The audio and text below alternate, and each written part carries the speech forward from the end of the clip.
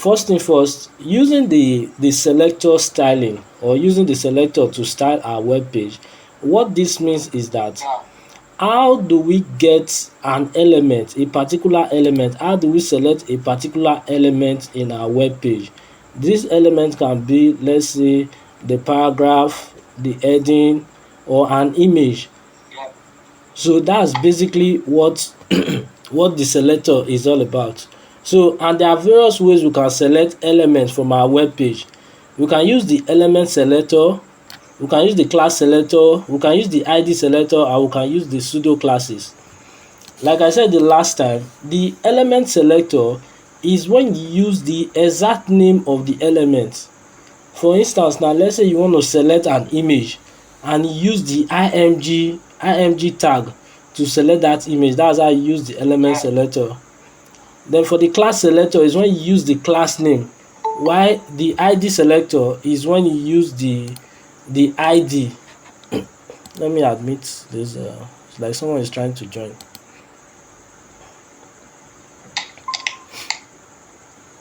Okay, Mr. Musa, you are welcome. Thank you very much. Yeah. So we are just trying to go through the assignment for week 4. So let's do that right now. Let me see. The first one here we have here is the using the element selector. So let's create different elements on our web page right now. Let me try to create different elements. I'm coming.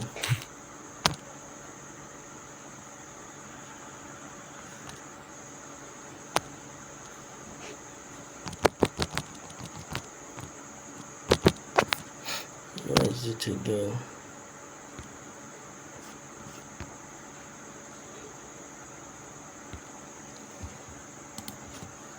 So right now, let's give this an heading now. Let's just say heading 2. Let's use heading 2, and let's say, let me copy this so that we want to start by answering the first question, which is the number 1. Let me just copy this one here.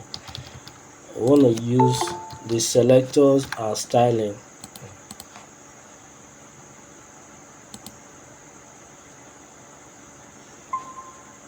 Okay, so we want to use the selector and styling, and let's say underneath now, let's just create a paragraph, and let's say this is our first paragraph. This is our first paragraph, and let me duplicate this, and let's say this is our second paragraph, and this is our third paragraph. So right now we have 3 paragraphs now on our web page. So with these 3 paragraphs now, we want to use the element, class, and ID selector now for this paragraph. So to do that, remember I said if you want to style an element using the class selector, what you need to do is to add the class name in the opening tag or in the opening element, which is this. For the case of this paragraph now, is this P. So we are going to give our second paragraph a class. You say class, and you can give the class any name, but ensure that there is no space in your name. So this is the class for the second paragraph. Then let's go to the third paragraph and let's give it an ID. Let's call it ID third paragraph.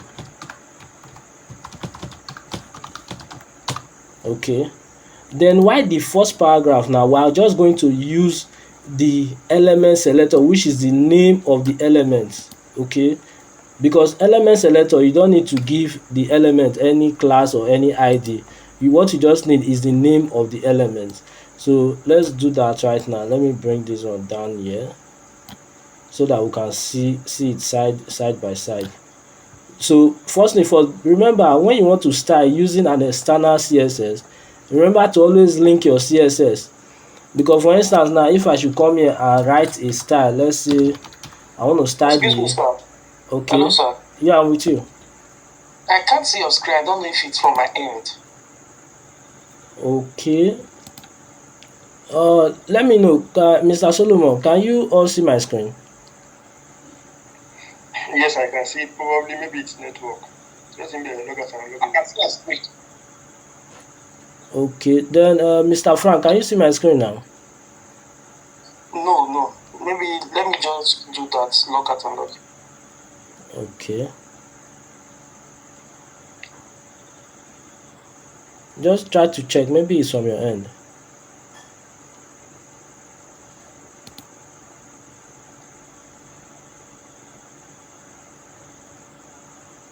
Okay, while it's still joining, let's just continue. Okay, it's back. I can see it now. Okay, you can see it now. Okay, good. Okay, so what I was saying is that when you want to use an external CSS or an external style to style your web page, remember to always link that your CSS to the web page.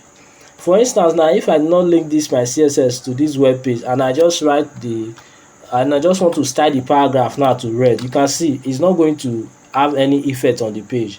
So what I need to do now is to come to this head section. This is the opening of the head section and this is the closing of the head section. So inside the head section, I'm just going to add a link to my CSS. My CSS is currently inside a folder called CSS. I'm going to write that here, say CSS / you can see this is the CSS I'm using now with 4 revision CSS. So I'm going to type the name here with 4 revision CSS, and as you can see now, this is the effect of our style. You can see it on the web page currently.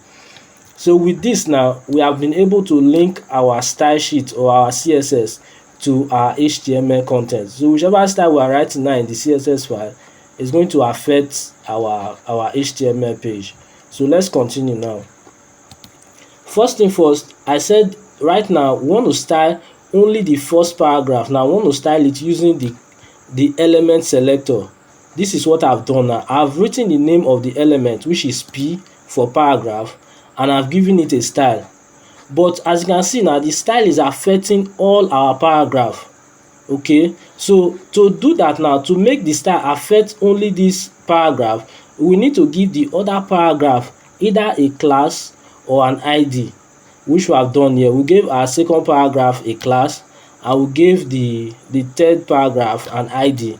So let's style them now using the ID. I'm going to copy the name, using the name of the class. I'm going to copy the name of the class. And remember, when you want to style using the class name, what you need to add is the dot. Remember to add the dot before the name of the class. Okay, so let's call this let's say color green. As you can see now, we've styled this second paragraph using the class name. Then when you want to style using the ID, let's copy the ID. What you need to do now is to add the hash symbol or the hash sign, then followed by the class name, or followed by the name of the ID, which is third paragraph. And let's call this one now, let's give it a, let's say, background color of gold. Let's give it a background color of gold. You can see it now, and let's change the text color. Let's say color to black. You can see it now. We've successfully styled this our third paragraph using the ID selector. So basically, that is what we are asked to do in the first question now for our last week assignment. You can see we are asked to use, just in case you can't see it clearly right there, you can see this is the assignment. The first question here says style a web page using different CSS selector, the element, class, ID, and pseudo classes. Okay, so the pseudo class, what the pseudo class is about is when, let's say for instance now, you want to style a particular element in a particular state. For instance now, let's add an anchor element, which is a link.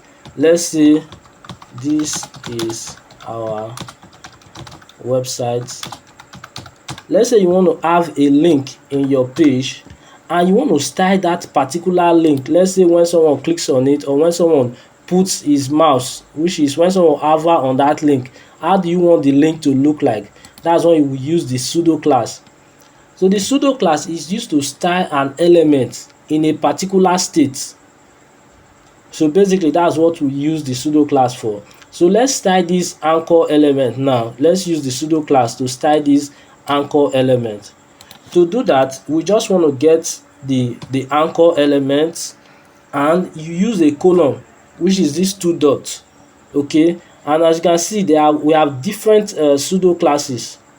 These are different pseudo classes, the one with just this one dot, not the one with these two dots. Okay, so we have different pseudo classes. We have the active, any link, blank, check. There are a lot of them, but the one we want to use now is the alpha state, which is this. We want to use this one, which is the alpha state. What this does is that this link, whenever someone hover on this link, whenever someone puts his mouse on top of this link, how do you want the link to behave? Okay, so let's say when someone puts his mouse on this link, we want to remove this underline. You can see currently now that the link is underlined. We want to remove the underline. So let's say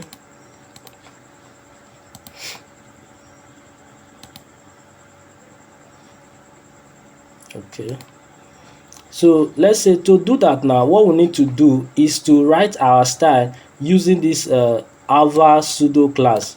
So let's do that now. Let's say the text decoration, we want to set it to none. So when someone puts his mouse on this our link, it's going to remove the underline. As you can see it right now, right? So whatever you style under this alpha pseudo class is going to affect it, but directly it's not affecting the anchor element, because we are not just styling the anchor element, but instead we are styling the anchor element in a particular state, and the state we are styling now is the alpha state. Okay, so let's say you also want to change the color.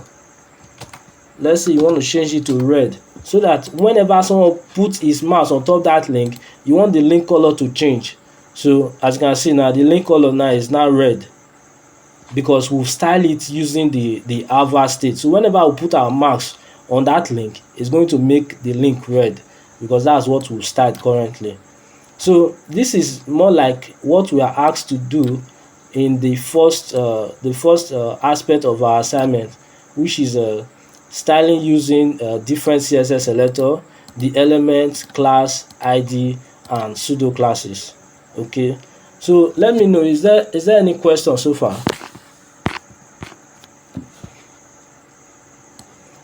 Before we proceed, can you all hear me? Yes, we can. Yes, we can hear you, sir. Okay, is there any question so far? Is there any area you are not clear with what we have explained so far? No question for now. Okay, so what we are going to do next now, we are going to move to the second part, which is building a responsive design. Okay, you know, when you are building a website can be used on a different device. Take for instance, you can use a website in a mobile phone, you can use a website in a laptop, you can use a website in a tablet. Okay, so if your design does not fit in those devices, it means your website is not responsive. Okay, or it means your design is not responsive. So what we are asked here now is to build, let me take this one out. Okay, so what we are asked now to build is to build a responsive design. Okay, so how do we do that? There are various ways you can build a responsive design. There are various layouts. You can either use a flex box, you can use grid as well. But the thing you need to understand when building a responsive design is your media query. Okay, is your media query, and we are going to do that right now. But let's create a layout right here. Let's give it an heading. Let's say flex box. Let's call this our flex box layout. So we want to create a flex box layout. what the flexbox layout does is that it helps us to create responsive layouts. Okay, it helps us to arrange our div. You remember, like during the last section, our instructor was talking about how we can position item on the web page, and I don't know if you remember, he talked about using float, where you float right and float left. Okay, but what we are going to talk right now is we want to use the flexbox layout. Okay, so to do that, just try to follow me. What we want to create now, we want to create a 3D we want to create three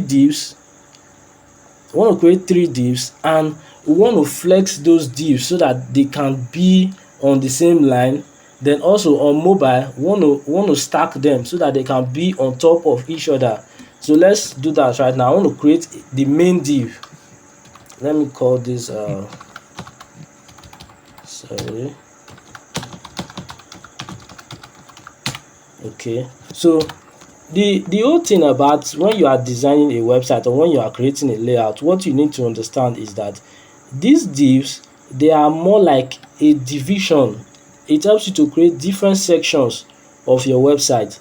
So when you are creating a website, you can just think of it, or you can even get a pen and paper, try to draw out the layout you want to achieve, then look for a way you can achieve that layout. If you have that idea, or if you are able to analyze how you'll be able to achieve that layout, definitely you'll be able to easily come up with the code to achieve that layout. So what I've done now, I've created a div.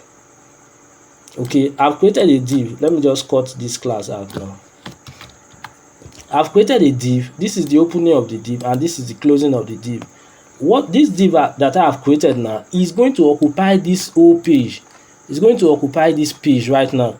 So what I want to do is that I want to put some content inside that div.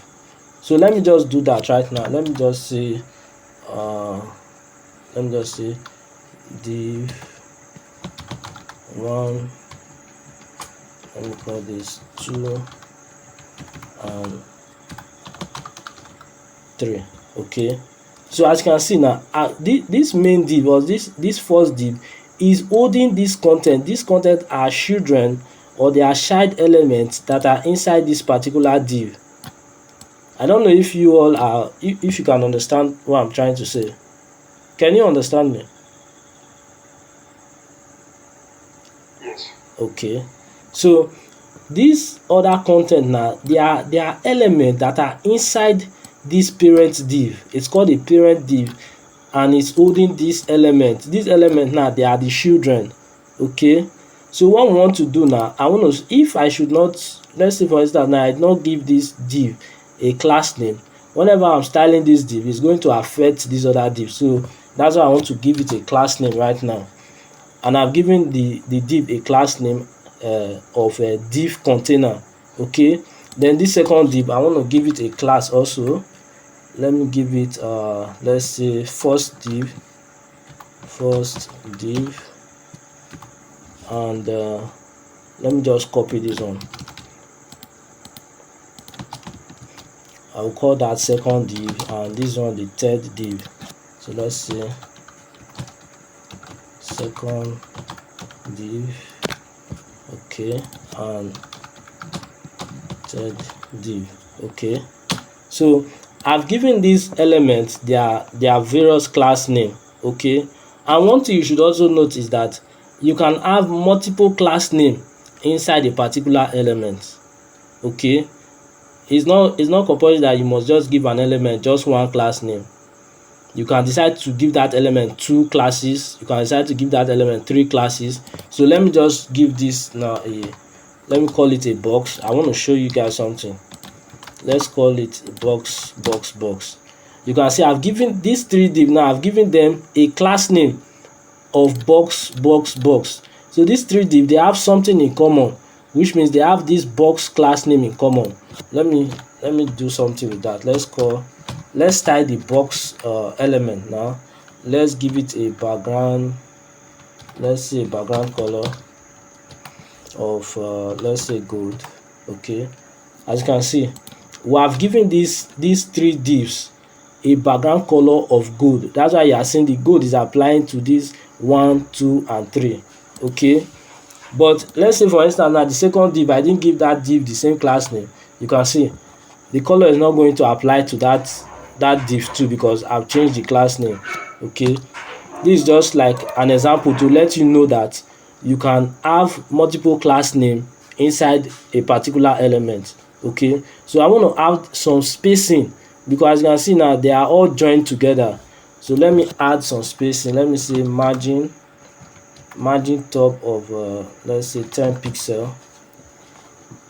So I've added some spacing at the top. Remember, we can use margin to add spacing to our element. So right now I've added some spacing at the top. But what I want to do now is that if I should adjust my screen now, you can see all the elements, they are all sitting on top of each other, and this is not a layout that you might want at all times. Okay, sometimes you might want these two, this second div now to be beside this first div. You might want this third div now to be, all of them to be in one line. That's where you use either the flex box layout or you use the grid layout. Okay, so let's start by using our flex box layout. So what I want to do now, I want to place these items, div 2 and div 3, I want to place them beside the div 1. Okay, so to do that, let me just change this margin so that the margin applies to both left and right. Okay, so to do that now, remember that these items, they are inside the parent container, which is the div container. Okay, these items, they are children of this div container. So what you need to do in order to create such layouts whereby you have the div 1, div 2, div 3 all in one straight line is to give the parent container a property of flex. Okay, so I'm going to copy that class now. I want to style this parent container and I'm going to give it a property display to flex. Okay, and as you can see it now, they are all in one line. Okay, they are all in one line now because I've set the property to display as flex. Okay, so this is like one way that you can arrange your layout in your web page. I can as well style this box item. Let's give it a width.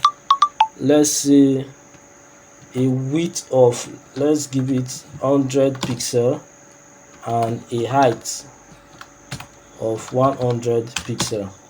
Okay, you can see now I have these three boxes now arranged one by one, which means they are all in one line. Okay, the flex now, we have applied the flex to our parent container. That's why we are seeing it this way. But take for instance that we didn't apply flex to our parent container. You can see how it's going to look like. Okay, but we want to have a layout whereby we have those items in one line. So let's just leave it as flex, display to flex. And the flex property, there are various properties that you can use to also style your flex layout. You can use the flex direction. By default, our flex direction is in rows, which means our flex property helps us to arrange our flex item in rows. Okay, so if I should set it now rows, you can see that the item, they are still in one row. But if I should change it to columns, okay, you can see it has gone to columns. So you really need to understand these properties if you want to create responsive layout. Okay, but let's just leave that now as row. Then take for instance now, let's say we are viewing this now on a, let me increase this size just to show you guys something. I want to increase the size of the boxes. Okay, let me set it to 200. So take for instance now, we are viewing this now on our laptop, and as you can see, let me see who's joining. Okay, our instructor is here now. Hello, good evening, sir. evening, everyone. Yeah, you are welcome, sir. Just continue with what you are saying. Okay. For Okay, so this is what we are talking about now. Let's say, for instance, now we are viewing this on our laptop, and as you can see, is well arranged on our laptop. But let's say, for instance, you are viewing this in a mobile device, which means in a smaller screen. You can see it's going to affect the way our content are being outlined. Okay, if you are viewing this now on a mobile screen, and let's say, for instance, this box here is an image, it's going to shrink that image when you are viewing it on a mobile device. Okay, and you don't want something like that for your layout. Okay, you want it that, let's say, when you are viewing it on let's say on a mobile phone, you want them to be on top of each other so that it will not affect how your image, or let's say how your content are being arranged.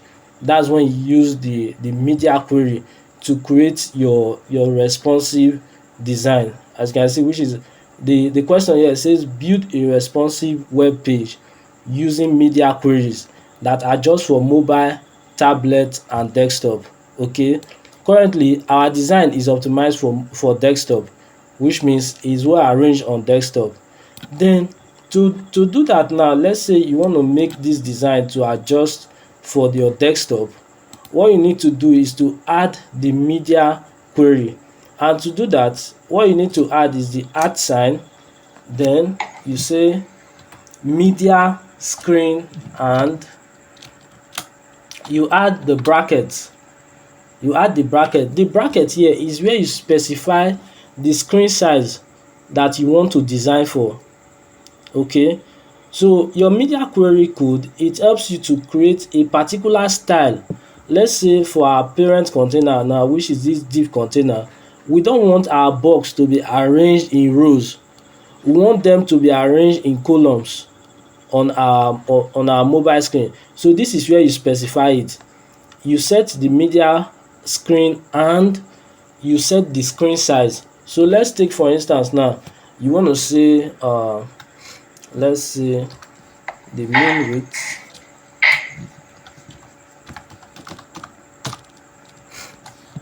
Let's say you want to set the minimum width. What this does, this mean width here, what it does is that, what is the minimum width you want these styles that you want to write here now, what is the minimum width you want these styles to display on.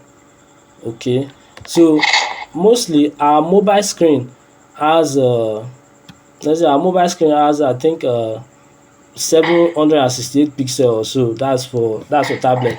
Different screen has their different size, but let's just let's stick with let's say 400 pixel for now. So we want this styles now that I want to write here, we want it to apply to screens that have a minimum width. We want it to apply to screens that have a minimum width of 400 pixel. Okay, we want it to apply to screens that have a minimum width of 400 pixel, which is the smallest width should be 400 pixel. Okay, so let's start this div container now. Let's copy it, and we are going to write the style now. We want to create a new style for this our div container. You come here and you paste. So let's say for screens that have a minimum width of 400 pixel, we want to set the display property to flex. Okay, but we want to change this flex direction. Instead of rows, we want to change it to columns. So you say flex direction to columns. Okay, so after setting it to column, whenever you adjust your screen, let's see, whenever you adjust your screen, it's going to apply that layout or that style to what you've written right here. Let me see, minimum width.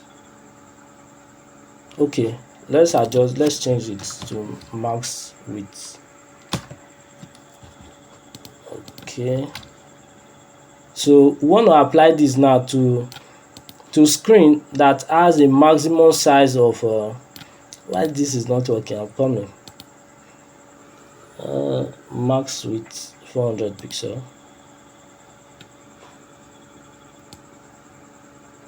I'm trying to figure out why this is not working. But I don't know, do you guys understand what I've been explaining so far? Yes, yes. Okay, good. Yes, I do, sir. Okay. This should be max width.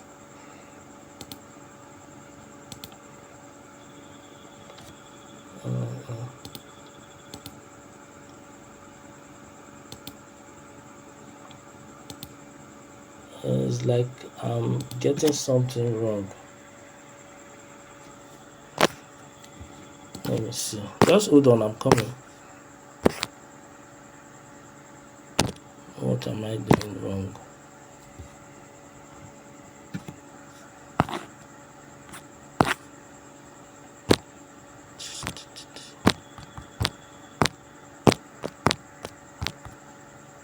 Query CSS. Okay, max width 400 pixel, and let me see. Let me try 200 pixel. I really don't know why this is not working, but I'm still trying to figure it out. Should be max width. Let's see. Our mean width is like 200 pixel.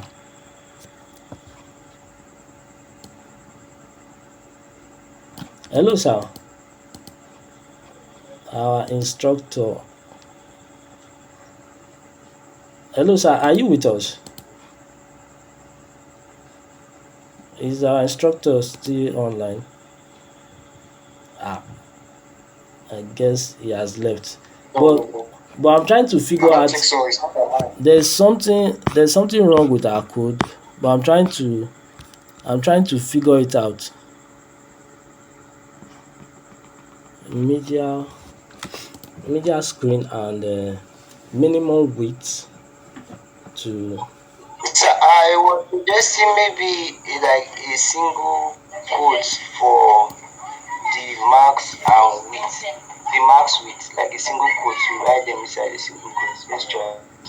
Okay, you mean I should write this in a single quote like this? Are you talking about something like this? Yes. I don't know if it No, it didn't work that way. work like. But the idea of what we are trying to do now, we are trying to create a style for designs that the minimum width is 200 pixel, which means screen size that are above 200 pixel. Okay, or you can either use the mean width or the max width.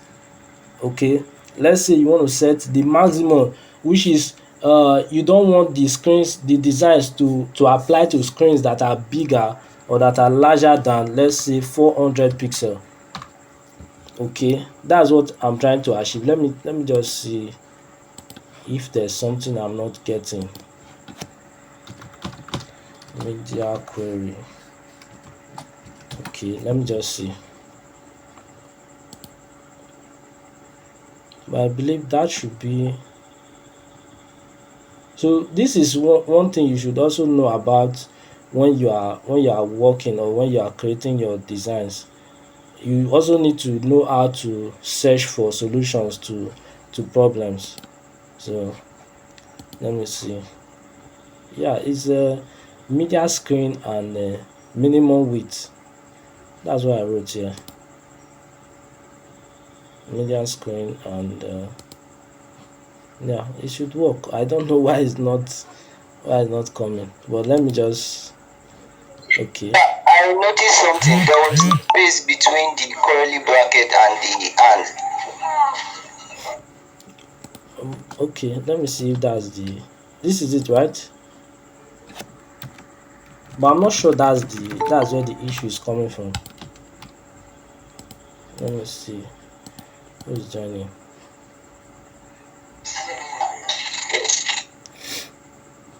Who is joining?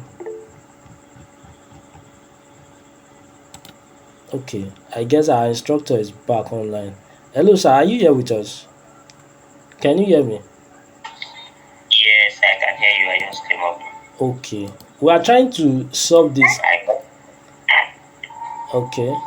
We are having some issues now with our implementation, and it's about using the media query, and I don't know why it's not working currently. Okay. Yeah. Let me see what exactly is the challenge. So currently we are trying to change the flex direction of our parent container for screens that has a maximum width of 400 pixels. Okay. Yeah. So this is what we have done.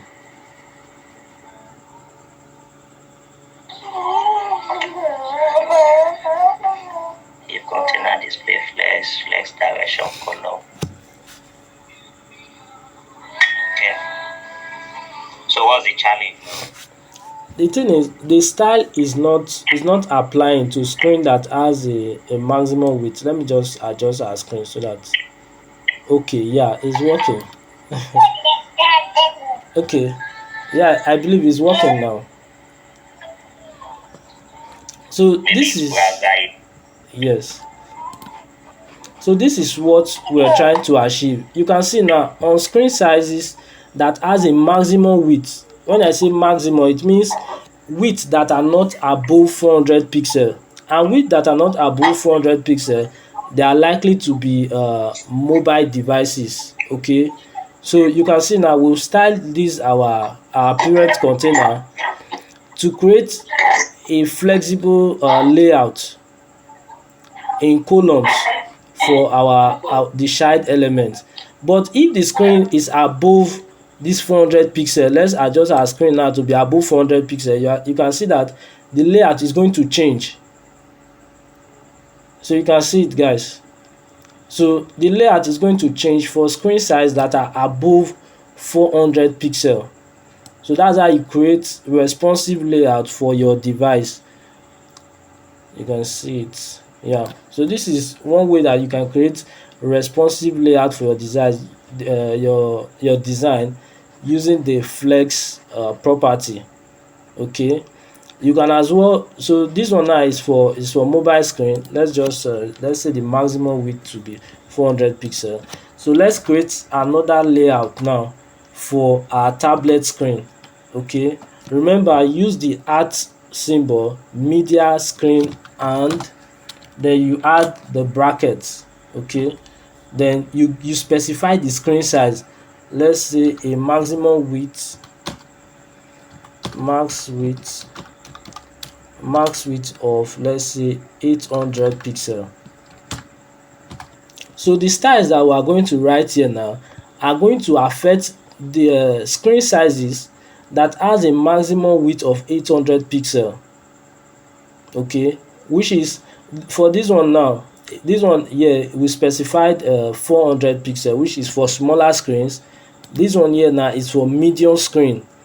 Okay, so we can do the same thing and say our div container, we want to change the flex direction. We want to leave the flex direction as columns. We also want to leave it this same way, just like the way we have it on our mobile screen. You can see it now. Now it's not adjusting. But if the screen size is above 800 pixel, it's going to go back to this row that we specified earlier on. So let's look at it. You can see now at this point the screen size is above 800 pixel. That's why I went back to the first style that we created right here. Can you all see it?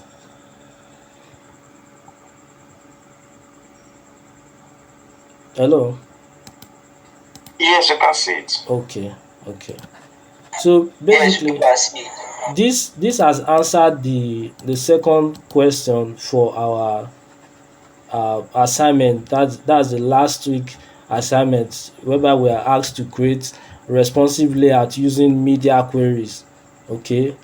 So we'll be able to build a layout using the flexbox property, or using the flex property. We have been able to create a website or a responsive page using the media query. The idea of media query is just for you to create a particular style that you want to apply to a particular screen size, and this is it right here. So whichever element you want to style for screens that are below 400 pixel, you apply those styles here. You apply it inside this media query.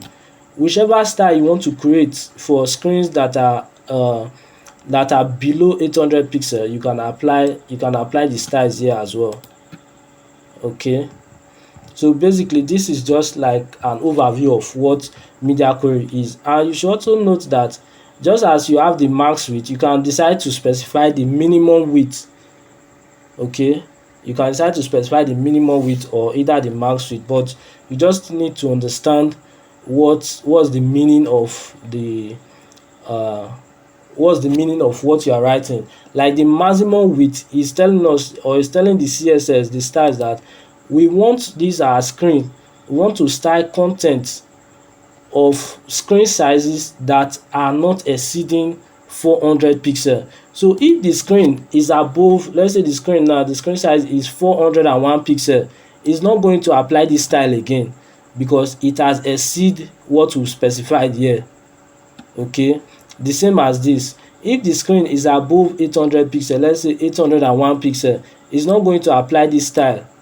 Okay, so that's for the maximum width. But if you are using the minimum width, it means if the minimum width of your style is going to take from that, let's say we want to use minimum width of, let's say, 4 or 500 pixel, it means that this style here is going to apply to screen size that are 500 pixel and above. Okay, because now we are specifying the minimum width, which is the smallest screen size. It's going to be from 500 pixels and above. So this is how you can create your layout using the media query. You can do it for different screen size. You just need to specify the pixel or the screen size that you want to style for. So that's how to do it. I don't know if time will permit us, but we've not talked about grid, and also we've not talked about the keyframe. Hopefully, maybe some other time we can as well talk about it. So uh, I really don't know if you have any question. I believe this is the time that you can ask your questions. So if you have any questions, you can just say it now, or if you're having any challenge. Okay, Miss Okafor, yeah, you can go ahead. Okay. Sir, Mike, I don't understand what the code is used for. You said I didn't get you. I said my question is concerning the code pen. I don't understand what it's used for. The code pen dot io. Okay, okay. The codepen.io is more like, is a visual editor, is an online text editor, just like your Visual Studio, your VS Code. Okay, the CodePen is a visual text editor. Just try to also go through the last knowledge showcase. I said knowledge showcase. The last section we did, that's our peer-to-peer learning section. Just try to go through it. It's a visual text editor, just like your VS Code, whereby you write your code and it's going to show you the output of your code. Okay, so since it's an online tool, you need to be connected to the internet before you be able to use the codepen.io. Okay, you need to be connected to the internet because it's a web-based software. Take it like it's a web-based VS Code. It's a Visual Studio Code that is hosted online. Though it's not Visual Studio Code, but I'm just trying to explain so that you understand what it is. And you can write your HTML code, you can write your CSS code, and also you can write your JavaScript code. But for now, we are not using JavaScript. So you can write your HTML, CSS, and your JavaScript code using the code pen. But one advantage of using this code pen is that, let's say for instance now you are having any issues with your code, you can easily copy the link to your pen. Okay, you can copy the link and send it to someone. Okay, this is the issue I'm having, and the person will be able to view what you've done and will be able to guide you in any areas you are having issues with. So that's what CodePen does. It's an online text editor, just like your VS Code. I don't know if you are clear with that.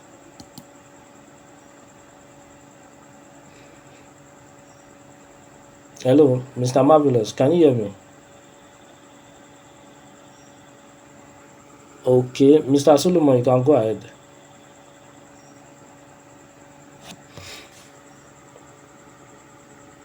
All right. I don't know if you remember to record the class. Yes, the class is recorded. All right. Thank you very much. So that a lot of people did not attend, so that some of us who did not attend can go through, and myself, I will go through it again.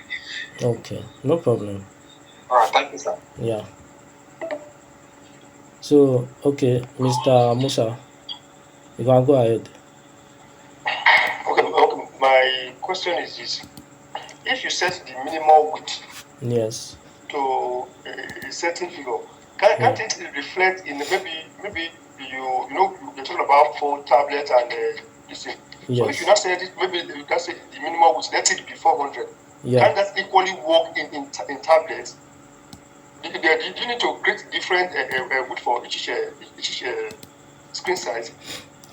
Yes. You know, the way it works is that, for instance now, on your mobile screen, you might want a certain layout. Take for instance now, on your mobile screen, you might want pictures to appear in a separate or a separate line. Okay, but in your tablet screen, you might want a different layout, the same as your desktop. Okay, so the reason for specifying 3 screen size is that currently we have 3 major devices. We have the mobile, tablet, and desktop. Okay, it's just like the small, medium, and large. These are the current screen size that we have. So you need to ensure that your design is more presented in a proper way on this screen. You need to specify those styles, the way you want to arrange your designs on these various screen sizes. Okay, let's say on desktop now, on desktop, let me just take this one out. Okay, on our desktop now, let me set this back to maximum width. Okay, on our desktop now, we want the layout to be like this. Okay, then if you want the layout to be different from the way it looks on desktop, let's say for instance now you have an image and you don't want that image to be shrinked on, let's say on tablet, you can specify how you want that image to look like on tablet. Okay, you can also specify how you want the image to look like on mobile. You understand? So basically that's the reason for specifying different breakpoints. They are called breakpoints actually. That's the main reason why you specify different breakpoints for different screen sizes. So I don't know if that answers your question. It's clear, sir. Okay, no problem. You are welcome. Thank you, boss. So far, is anyone having any challenge with regards to what we have done so far?